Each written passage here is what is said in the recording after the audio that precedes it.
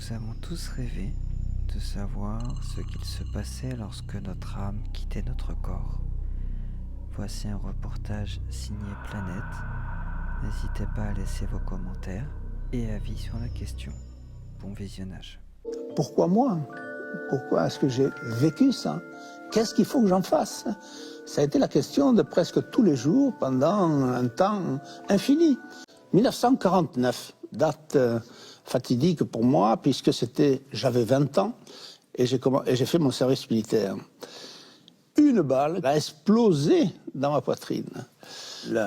L'officier qui commandait la compagnie m'a mis sur une jeep et on m'a embarqué pour aller à l'hôpital.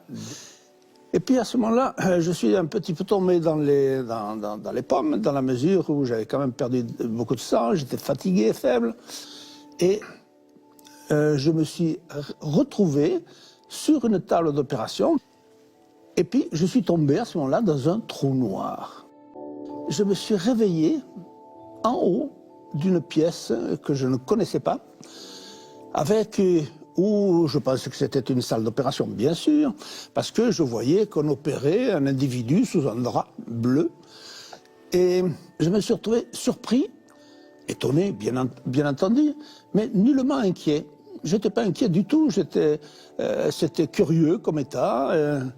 Et puis j'étais là, en haut, ne sachant que faire, ou qu'est-ce qu'il m'arrivait, lorsque brusquement je me suis intéressé à ce que faisait le chirurgien. Et à ce moment-là, je suis arrivé à la pointe du bistouri du chirurgien en une fraction de seconde, instantanément. J'ai eu envie de le voir, plouf, je l'ai vu. Je pouvais voir devant, je pouvais voir à droite, à gauche, en haut, en bas, en même temps. Je voyais à 360 degrés.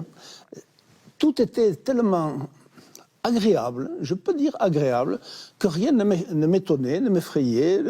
J'étais bien. Ensuite de quoi, si vous voulez, je me suis rendu compte aussi que je pouvais voir des choses bizarres, comme une plaque sous la table d'opération.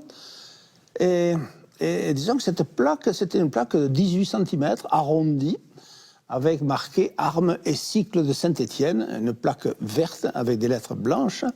Et ça, c'est la chose qui est le plus important, car, si vous voulez, je pense que scientifiquement, je suis un des rares, alors que le médecin, homme scientifique, a pu vérifier tout ce que j'ai dit.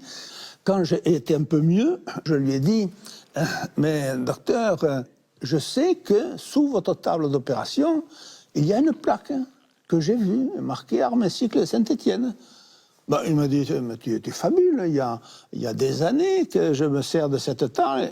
D'ailleurs, il y a un molleton, donc tu ne pouvais pas le voir. Et puis, pour plus de simplicité, je vais aller voir. Donc, il est parti, il est revenu, 10 minutes plus tard, blanc comme un linge, en me disant, elle y est.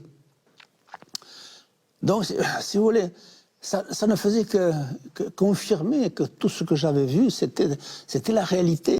J'ai vu des dortoirs, la salle des infirmières, enfin, etc. Et je suis revenu à ce moment-là, à nouveau, dans la salle d'opération. Et à ce moment-là, j'étais pas aspiré, mais attiré. J'ai été attiré vers le fond de la salle et je suis passé au-dessus de la personne qu'on était en train de charcuter. Je me rappelle être passé au-dessus de ses pieds, être redescendu et remonté légèrement dans un tunnel, une espèce de tunnel. C'était nuageux, grumeleux, et je suis monté dans ce tunnel. Et je me suis retrouvé dans un espace très noir, mais un noir vraiment noir. Ouais. Et au bout d'un certain temps, j'ai vu au fond de cette noirceur une espèce de lueur qui s'est dégagée. Et puis cette lueur a grandi, a grossi. Et elle s'est transformée, elle s'est un petit peu restreinte, et elle s'est transformée en lumière. Mais une lumière d'une puissance, pire que les spots qui nous entourent. Et alors, elle s'est approchée de moi, et au fur et à mesure que cette lumière s'approchait de moi, j'étais de plus en plus heureux. Mais un bonheur qui était qui n'était pas terrestre, je ne peux pas dire, je n'ai jamais connu cela. Cette lumière, il y a eu une discussion avec elle, il y a eu un échange, et surtout le sentiment que j'avais, c'était que cette lumière m'aimait. Et près de cette lumière, brusquement, je me suis rendu compte que je savais tout, je connaissais tout. Je connaissais tout, la botanique, les mathématiques.